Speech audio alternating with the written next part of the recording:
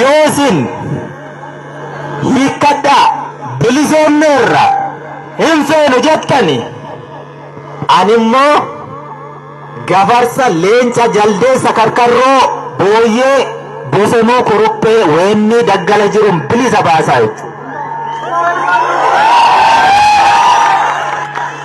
Siniin galle isin bilisa ba'uun barbaannu yoo jettaniyyuu qawwee kiyyan hiikkadhu leencaaf qeerransa kiyyan bilisa baasa. Mukti Oromootu bilisoomuu qaba. Wareegama kafalaa ture. Gudeelcha meeqa qirrinneetiniini diina danqaa ture. Isan bilisoomsa yaatu bilisummaan feetu ta'e. Nu qawween hiikkan. Namni nutti niine. Dhiigaaf lafeetiin hiikkanne. Eeyyee. Namni nutti dhenjiru namni nurraa hiikun jiru. Kun ejjennaa waraana bilisummaa Oromoo zoonii hundarra jiruuti. As qofaa miti jechuudha. Nuti waan barbaannu qabna. Waan manaa baaneefii qabna.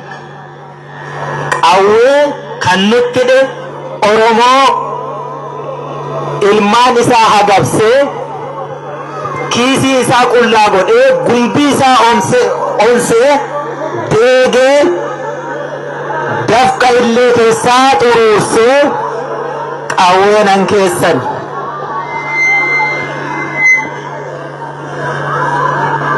hubattanii Oromoo hin hiikkannuu jenne du'a yoo ta'e duuti haaraan hin jiru. Diina yoo ta'es dachee biraarraan dhufu. Kanuma kaleessa dhagaanii mataa isaa dhiigsaa turte jechuudha.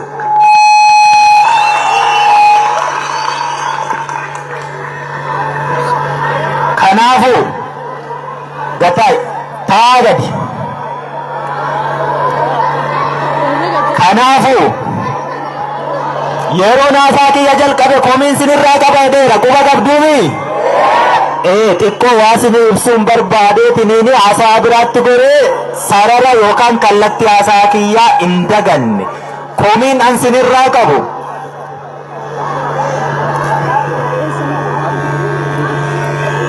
Oromoo iyyi siniin jechaa jira yoo ta'e hafuura baafadhaa iyyaati. Amma immoo callisa akkas wal dhageenya jechuun isa kana. Wal dhaga'uu ishii wal dirqii osoo hin taane wal dhaga'uu ishee gaafa cinqii. Komiin sinirraa qabaami. Na dhaga'e ka komiin kiyya maali? Furmaata kaa'annee deemna waan ta'eef. Namni sa'a qabu tokko sa'a isaa dheechisuu yoo danda'a ta'e kalootti haamee dhoqqee isaa jalaa haruu danda'a yoo ta'e bineensa irraa eeguu danda'a yoo ta'e dallaa itti ijaaree saan isaa kuni waliin dhama'ee waliin rakkatee yoo ari'ee rimaa qabate rimaan sunis yeroo isaa dheegee jabbii yoo dhalatte aannan ilmeensii kennaa yoo jedhanii itti laattaa. Waa hunda guuttattee taami aannan ilmuun si rakkisaa sintu akkas ta'e akkam taatan beektu ni loltani ni wareegamtani bakka yaaddanitti dhiyaattan bu'aa qabsoo firii wareegama keessanii waraabessi akkasinii tiksu itti kennattanii jechuudha. Kana komiin sinirraa qabu. Moo ka abbootii keenya sammuu keessatti biqilee daraaree hafe Oromoon barcuma siyaasaa qabatee taa'uu hin danda'u jedhantu unuttis darbe.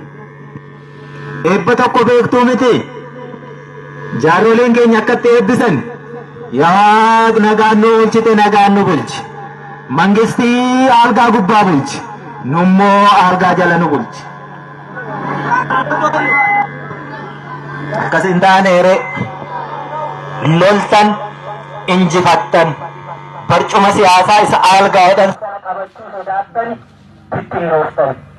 Abbaan barbaade harka keessanii ibidda qabate bakka barbaadu ga'e. Ati ammayyuu asuma dhoqqee dhiisaa jirtaa jette. Kan sobeeree kan? Kana reefa miin kiyya. Namatti laattallee jirru. Isa kaleessa nu dhiigse. Isa kaleessa nu deesse. Isa kaleessa nu hidhe. Isa kaleessa nu ajjeese. Hin ittisneefi. Hin sirbineefi. Akka waaqaatti hin faarfanne. Bilisa na baaseera hin jenne. Ergasii duuti dhaabbateera. Gaafa mootummaa Tigireeti wayyaanee jettee dhagaatti darbattu ilmi dhiiraa si biraa wareegame haati dhiiraa reeffa isaarra teesse. Gaafa ati nama kiyyaa na bilisoomseera jettee dhiichistuu fi ilma dhiiraa qofaa miti haati dhiiraa ulfi ni ajjeefamte osoo ciniinsifattu.